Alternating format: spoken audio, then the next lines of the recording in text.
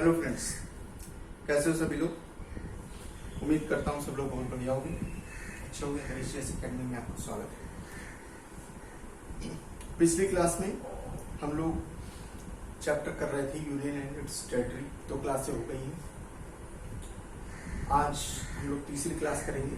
थोड़ी बीच में रुक गई थी क्लास, ठीक है, उसी को हम लोग आगे कंटिन्यू कर देंगे। ठीक है, हम लोग evolution of the states and union territories के बारे में पढ़ रहे थे। कल हम लोगों ने देखा कि साहब कि जो कैसे कैसे जो है जब भारत आज़ादी हुई, आज़ादी के बाद में इंडिया और पाकिस्तान जो उनका पार्टीशन का जो प्लान था, ठीक है, उस प्लान के तहत आज़ादी का जो प्लान था, ठीक है, उसमें इंडिया और पाकिस्तान जो है डिवाइड किया गया और प्रिंसली स्टेट बचे जो इंडिपेंडेंट रहना चाह रहे थे।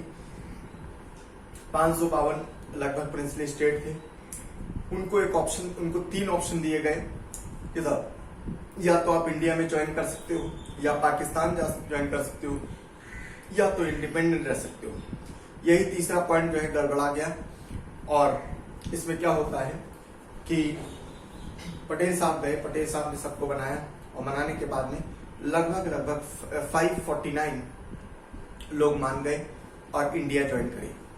लेकिन 3 ऐसे लोग थे जो ज्वाइन करना नहीं चाहते थे, वो एक इंडिपेंडेंट रहना चाहते थे। वो थे हैदराबाद, जूनागढ़ और कश्मीर। हैदराबाद कल मैंने बहुत अच्छे से बताया था कि हैदराबाद जो है वो जब नहीं मान रहा था, मिलिट्री के भेज के जो है उसको मनवा लिया गया। जूनागढ़ में रेफरेंडम कराया गया, जनमत कराया गया, उसके माध्यम से आ गया। कश्मीर वाला जो है राजा हरि सिंह थे, उनको जो है इंस्ट्रूमेंट ऑफ एसेशन में जो है साइन करवाया गया और उसके थ्रू जो है कश्मीर आ गया। ठीक है, इसके बाद में जो है सारी चीजें कंप्लीट हो गई थी। फिर उसके बाद में फिर हमारा जो इंटीग्रेशन था इंडिया का, कंट्री का, वो कंप्लीट हो गया था।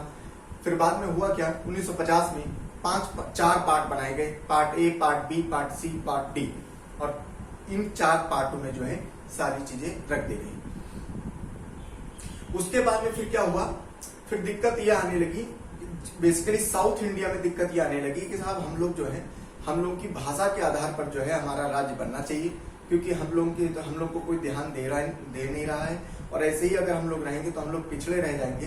तो जिसकी वजह से एक एसके धर की कमेटी बनाई गई और एसके धर चेयरमैन उसके थे। और उसके बाद में उनसे बोला गया कि साहब आप ये चीज तय करो, मतलब देखो, जांच करो क्या ऐसा हो सकता है क्या।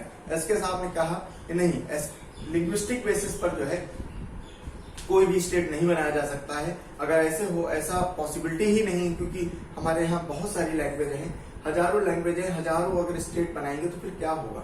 ठीक है, भाषा के आधार पर नहीं, हम लोग एडमिनिस्ट्रेशन के आधार पर जो है बनाया जा सकता है। ठीक है, इनकी रिपोर्ट के बाद में, इनकी रिपोर्ट जब हो गई तो उसमें क्या हुआ, फिर जो वायलेंट वो जो उपद्रवी थे और जो है आंदोलनकारी थे, वो आंदोलन स्टार्ट हो गया बहुत जबरदस्त तरीके से। ठीक है, उसके बाद में क्या हुआ, फिर जेवीपी कमीशन इस आंदोलन को रोकने के लिए और एक नया कमीशन मतलब जो है इसकी जांच भी करने के लिए एक नया कमीशन बनाते हैं, क्या, जेवीपी कमीशन। ठीक है, जेवीपी मतलब जवाहरलाल नेहरू, वल्लभ भाई पटेल और पट्टती सीतारामैया। ठीक है, इनकी कमेटी जो है बनाई गई। इन्होंने भी जांच किया और इन्होंने भाई साफ कह दिया कि साहब लिंग्विस्टिक बेसिस पर जो है नहीं बनाए जा सकते। फिर क्या हुआ, फिर उसके बाद में आंदोलन फिर बहुत ज्यादा तेज हो गया। फिर उसके बाद आंदोलन तेज होने के बाद में क्या हुआ कि पहला राज्य बनाया गया आंध्रा स्टेट। ठीक है, इसके आधार पर पहला स्टेट बनाया गया आंध्रा स्टेट। और उसके बाद में फिर जो है सब लोग डिमांड करने लगे कि साहब हमको भी चाहिए, हमारा भी राज्य जो है लिंग्विस्टिक बेसिस पर होना चाहिए। इसके आधार पर जो है फिर 53 में, दिसंबर 53 में जो है अराउंड आती है फजल अली कमीशन बनाया जाता है, फजल अली कमीशन। और फजल अली कमीशन बेसिकली क्या है, उसमें 3 मेंबर होते हैं टोटल। ठीक है, एक फजल अली होते हैं, एक होते हैं केम पानीकर। ठीक है, केम पानीकर होते हैं, और एक होते हैं HN कुंजरू। ठीक, ये 3 लोग की मेंबरशिप होती है और ये लोग जो है अपना सारी चीजें जो है ये तैयार करते हैं, अपनी रिपोर्ट पेश करते हैं। और इनकी रिपोर्ट जो है बहुत इंपॉर्टेंट थी, यही हम लोग कल पढ़ रहे थे इन्होंने अपनी रिपोर्ट में कहा कि साहब लिंग्विस्टिक के आधार पर बनाए जा सकता है। कैसे? लेकिन बट का इसमें इस्तेमाल किया कि वन लैंग्वेज वन स्टेट नहीं हो सकता। समझ लो, लिंग्विस्टिक के बेस पर बनाया जा सकता है, इसका मतलब ये भी नहीं है कि हम लोग वन लैंग्वेज, क्योंकि हमारे बहुत सारी लैंग्वेज है और इतनी सारी लैंग्वेज है, इतने तो स्टेट नहीं बनाए जा सकते, फिर तो टुकड़े टुकड़े में हो जाएगा। ठीक है, तो इसके आधार पर क्या उन्होंने बोला कि 4 पॉइंट इन्होंने बेसिकली सुझाए कि ये 4 पॉइंट हैं, इन 4 पॉइंट के बेस बना के हम लोग की राज्य का गठन कर सकते हैं। कैसे कैसे, कौन कौन से पॉइंट इन्होंने रखा? इन्होंने लिखा कि preservation and strengthening of the unity and the security of the country. Unity और सिक्योरिटी के आधार बना के, यूनिटी मानी एकता और सुरक्षा को देखते हुए अगर कोई ऐसा राज्य है जिसको जो है यूनिटी और इसमें करके यूनिटी बनाई जा सके, उसके आधार पर आप बना सकते हो। Number 2, linguistic and cultural homogeneity. भाषा और भाषा के साथ में उनकी जो कल्चरल एक्टिविटीज है उसमें समानता होनी चाहिए, तो ऐसा देश, ऐसा प्रदेश बनाया जा सकता है। फाइनेंशियल, इकोनॉमिकल, एडमिनिस्ट्रेशन कंसिडरेशन, आर्थिक आधार पर, ठीक है, आर्थिक के आधार पर, और जो तुम्हारी इकोनॉमिकल आधार पर और तुम्हारा एडमिनिस्ट्रेशन प्रशासन के आधार पर जो है आप बना सकते हो। ठीक है, जैसे और ये तुम्हारा planning of promotion and the welfare of the people. ठीक है, सामाजिक कल्याण के लिए भी आप जो है राज्य बना सकते हो। ठीक है, ये सारी चीजें इन्होंने दर्शाया, बताया, और इसके आधार पर जो है फिर ये स्टेट का गठन होता है। आंध्र प्रदेश, ये ऐसे करके जो है बनाए जाते हैं। ठीक है, एक मिनट,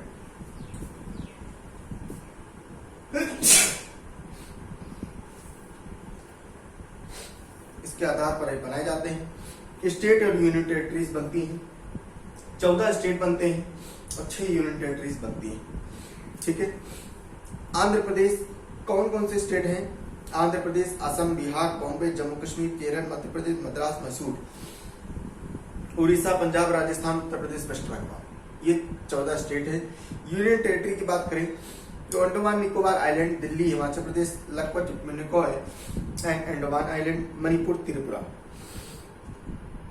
ठीक है, तो ये सारी चीजें जो है हुई, और इसके आधार पर फजल अली कमीशन जब आई, उसके आधार पर बोला गया कि साहब अब तो ये जो part A, part B, part C, part D का जो सिस्टम था ना, ये बड़ा कंफ्यूजिंग था, इसको खत्म करते हैं। ठीक, उसको खत्म कर दिया। अब केवल और केवल 2 चीजें रहेंगी। क्या वो रहेगा? या तो स्टेट रहेंगे और या रहेगा यूनियन टेरिटरीज। ठीक है, बस यही 2 चीजें रहेंगी। ठीक है, अब ये स्टेट रहेंगे और यूनियन टेरिटरी। अब कोई पार्ट 1 पार्ट 2 वाला सिस्टम नहीं रहेगा कि पार्ट 1 में ये वाले स्टेट होंगे, पार्ट 2 में ये स्टेट होंगे, ऐसा कुछ भी नहीं। बड़ा कंफ्यूजिंग था। ठीक है, खाली स्टेट रहेंगे और ये रहेंगे। और इसी के आधार पर by the state reorganisation act pass किया 1956 में, 7th अमेंडमेंट किया गया। ठीक है, और इसके आधार पर distinguish between the part A, B, C and C. ठीक है, some of them were merged with ये। अच्छा, अब आते हैं हम लोग स्टेट के बारे में बात कर रहे हैं। ठीक है, स्टेट के बारे में बात कर रहे हैं, कैसे कैसे क्या हुआ है।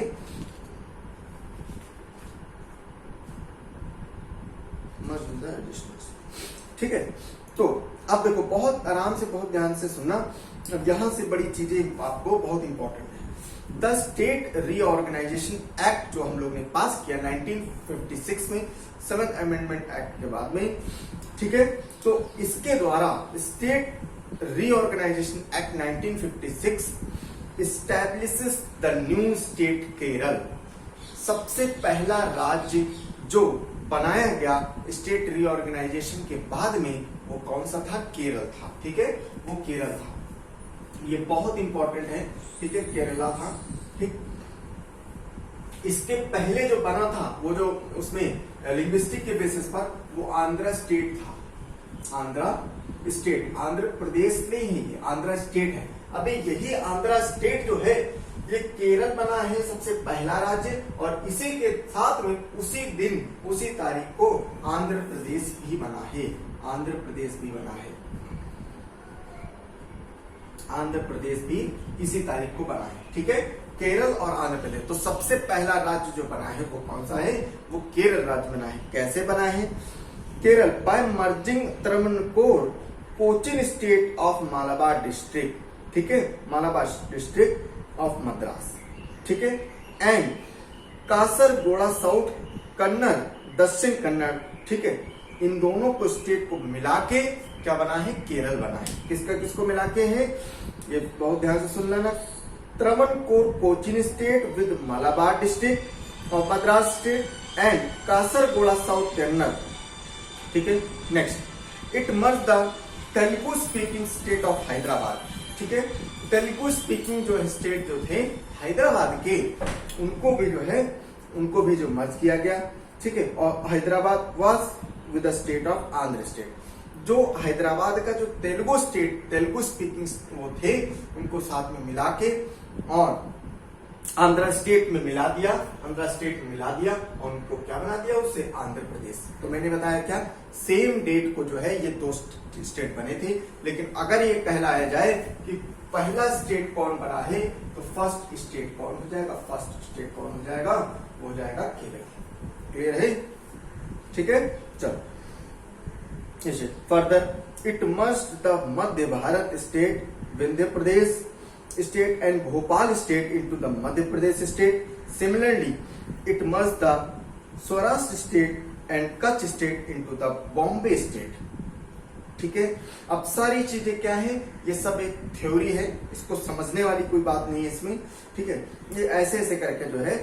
फिर उसके बाद में the Coorg and the east Punjab state union, जिसको पेप्सू बोला जाता था, into the Punjab state and the Ajmeri state into the Rajasthan state. Moreover, it created a new union territory of Lakshadweep, Minicoy and Amindiv Island from the territory of Datak from Madras state. ठीक है, ऐसे करके बने। अब आते हैं new state and union territories created after 1956। अब 1956 के बाद में कौन कौन से स्टेट बनते हैं, कैसे बनते हैं, वो जरा देखते हैं। ठीक है, अब देखो हुआ क्या, समय पर देखो 14 राज्य और ये 6 यूनियन टेरिटरीज बन गए। लेकिन क्या है, इतना बड़ा भारत है और 14 राज्य में कैसे रख सकते हैं? और प्लस समय रहते क्या हुआ है कि बहुत सारे इंडिया के हर एक सेक्शन से जो है बहुत सारी डिमांड्स आने लगी कि साहब हमारा भी होना चाहिए, हम काहे पीछे रहे। ठीक है, तो बहुत सारी डिमांड्स आने लगी।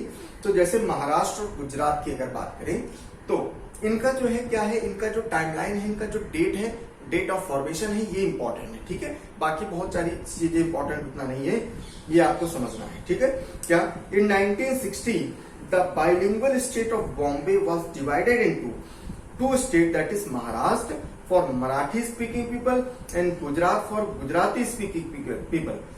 Gujarat was established at the 15th state of the Indian Union. समझ में? तो 1960 में 1960 में क्या हुआ? 2 स्टेट बने। एक तो बना महाराष्ट्र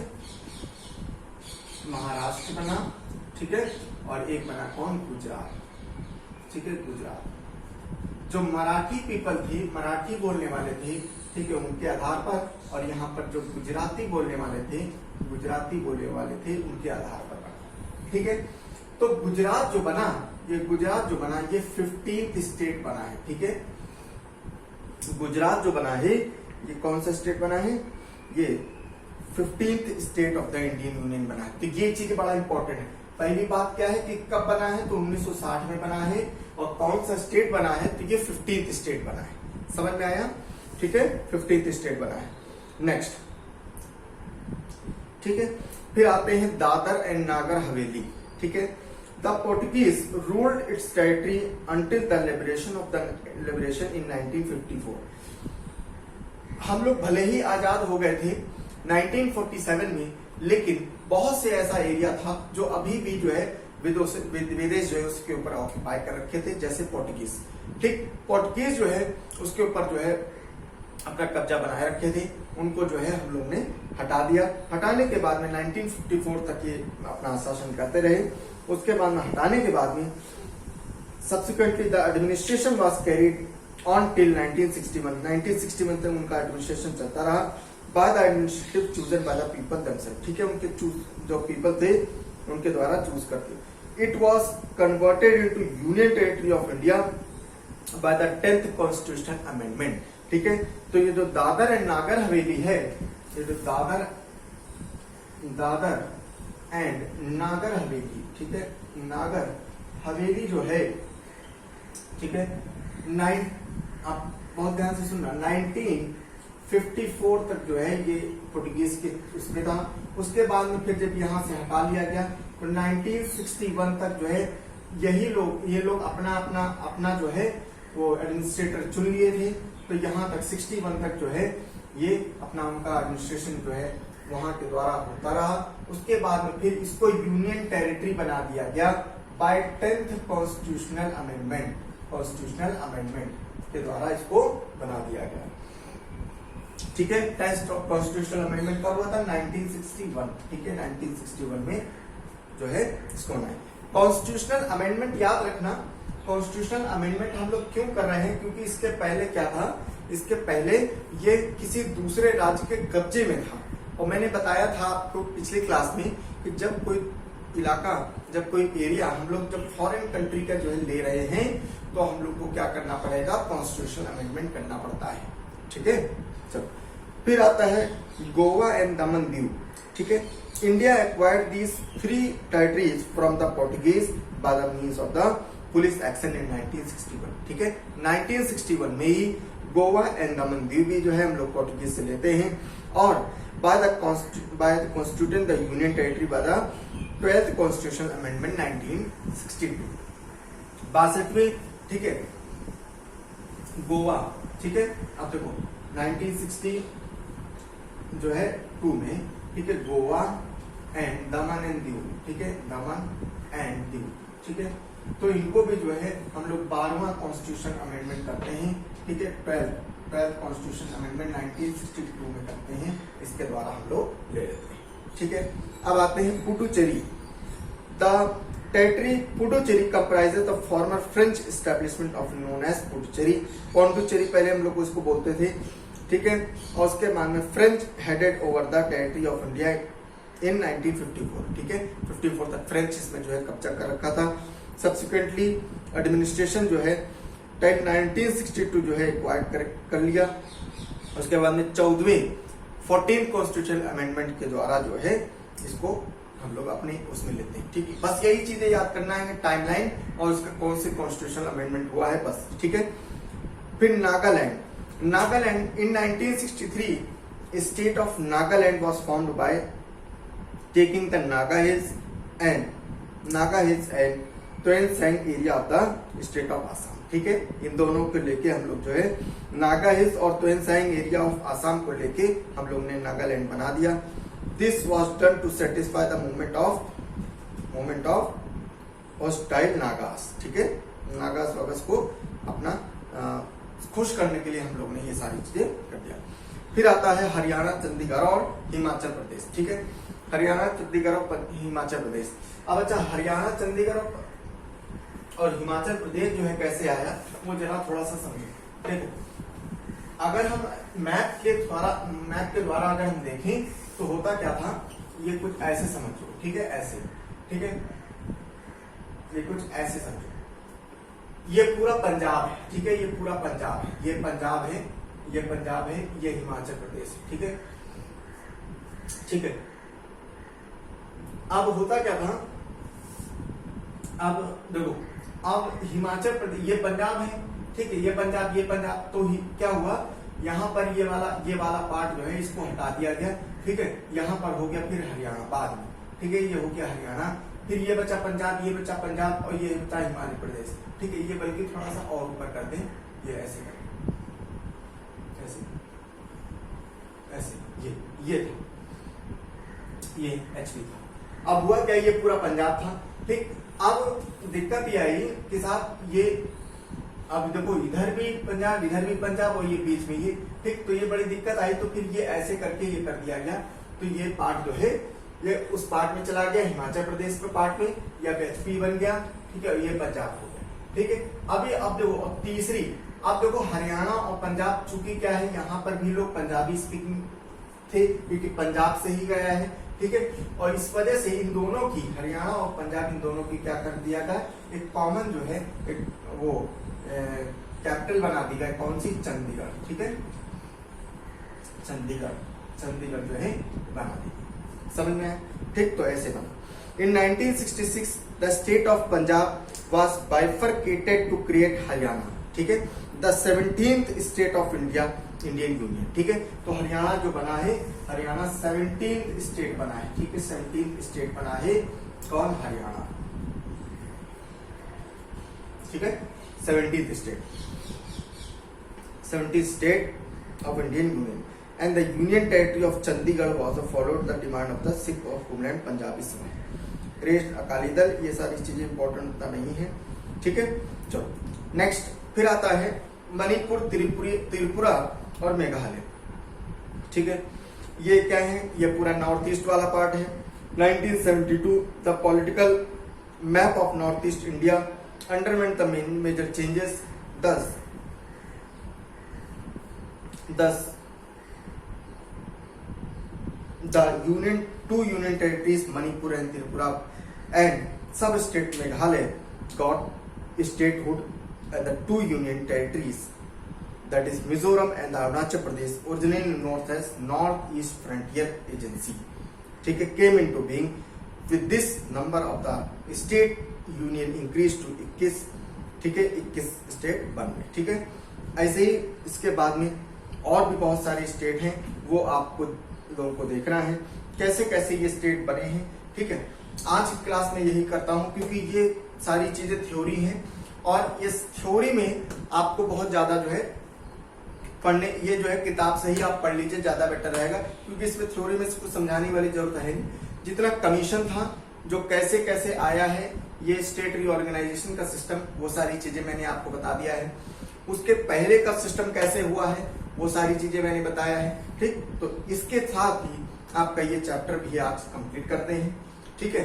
अब नेक्स्ट चैप्टर हम लोग जो है वो हम लोग उम्मीद करता हूं कि शायद आपको मंडे को मिलेगा, कल आपकी हो सकता है क्लास ना हो, आपको मंडे को क्लास मिलेगी, ठीक है।